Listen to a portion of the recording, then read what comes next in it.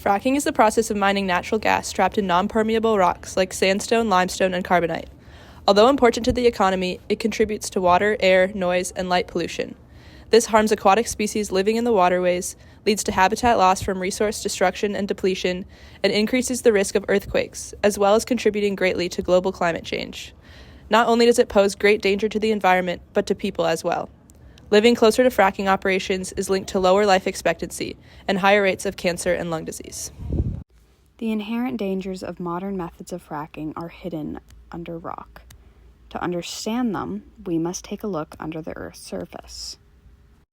First, a hole is drilled down about a mile into the Earth and then drilled out horizontally for up to thousands of feet.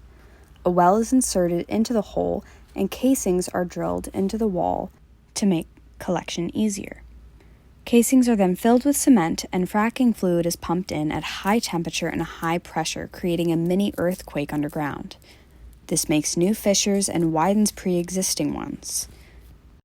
The size of the fissures cannot be controlled, and they can either connect to faults or underground water reservoirs, which can contaminate them or lead to a higher frequency of earthquakes. If the casings or well are inserted incorrectly, fracking fluid can leak, risking water contamination from both fracking fluid, natural gas, and any radioactive material or heavy metals in the earth. Once fracking is completed, the used fracking fluid is extracted and stored in a containment receptacle, where wind can carry contaminants and affect residents downwind. Now let's talk about how we can use data to measure whether or not solutions are working. This is a breakdown of the components in fracking fluid. As you can see, it's mostly water with some additives to make it more effective at its job. These include acids, which dissolve unwanted minerals within the shale, gellants, which increase the viscosity of the fluid and suspend small particles that break off of the shale, and biocides, which eliminate any bacteria within the rock. None of these are safe to include in drinking water, yet it frequently enters the water table. We also don't know what specific chemicals are being used in the fluid. We just know what they do. Ideally, to measure our success, we can look at samples from drinking water and measure levels of harmful chemicals. But we can't do that if we don't know what we're looking for, or which chemicals are coming from fracking and which come from other sources. We also can't succeed by legislating specific chemicals if they aren't being disclosed in the first place.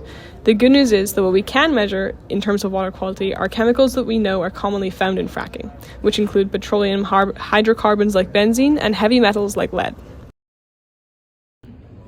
Emmett from Denver, Colorado, went into the fracking industry thinking that it would be a good and safe job. However, in a dangerous accident, he lost 2 fingers, snapped all the tendons in his wrist, and broke his arm. He's been in pain ever since and still has nightmares. He says that if you work in that field, you're going to get hurt. These things aren't told to the public, but they happen on a routine basis, he adds. Serious things are happening to our community due to a lack of regulatory control on these oil companies. They don't care about anybody. They put all these toxic chemicals down in that hole just to make sure they can get their $1 million drill bit out. He urges that if someone doesn't say something, people will lose their community, their homes, their kids, and their lives.